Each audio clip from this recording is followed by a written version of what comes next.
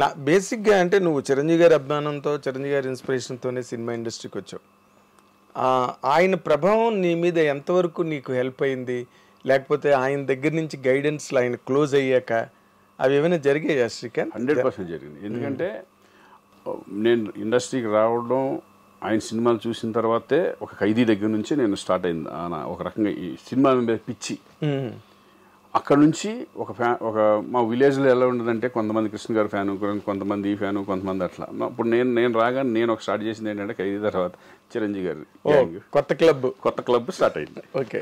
అలా డిస్కషన్లో ఏమైపోయిందంటే ఆ సినిమాల మీద బాగా మోజు పెరిగిపోయి రిలీజ్ సినిమాలకు వెళ్ళిపోవడం అటువంటివి జరుగుతూ ఉంటాయి. సరే, అదొక మ్యాటర్.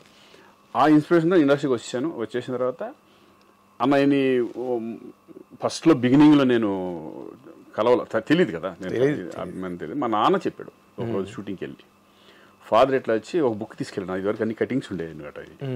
అది తీసుకొని చిరంజీవి గారు వెళ్ళి ఇట్లా మా అబ్బాయి మామూలు ఫ్యాన్ కదండి మీది, మేము చిన్నప్పటి నుంచి ఎప్పుడు చూసిన సినిమాలు కూడా మీ సినిమాలు అని చెప్పి తర్వాత అప్పుడు కలిసి ఇట్లా అవును నాన్న చెప్పారు అంతా అదే నువ్వు అంటే అది చాలా ఇది. అక్కడ నుంచి ర్యాప్ పెరుగుతుంది అవుతాం, ఒక తమ్ముళ్ళలాగా నన్ను బిహేవ్ చేసుకోవడం.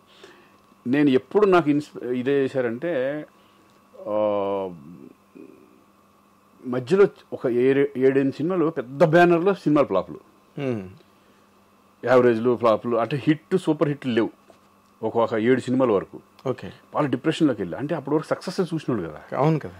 సక్సెస్ చూసి సడన్గా ఏంటిది డౌన్ఫాల్ స్టార్ట్ అయిపోయింది. మొత్తం టప్పు పోతున్నాయి అన్ని పెద్ద బ్యానర్లు. మళ్ళీ ఓకే ఏంటి ఇట్లా పోతుందని ఫుల్ డల్ అయిపోయాను, బాగా డిసప్పాయింట్ అయ్యాను. అన్నయ్య 3 నెలలు కలవపోతే ఇప్పుడు కలిసేవాడు కదా, రెగ్యులర్ కలుస్తూ ఉండేవాడు.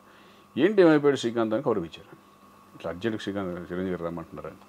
అప్పుడు అన్నపూర్ణ స్టూడియోకి అక్కడ సార్ జరుగుతుంటే వెళ్ళా.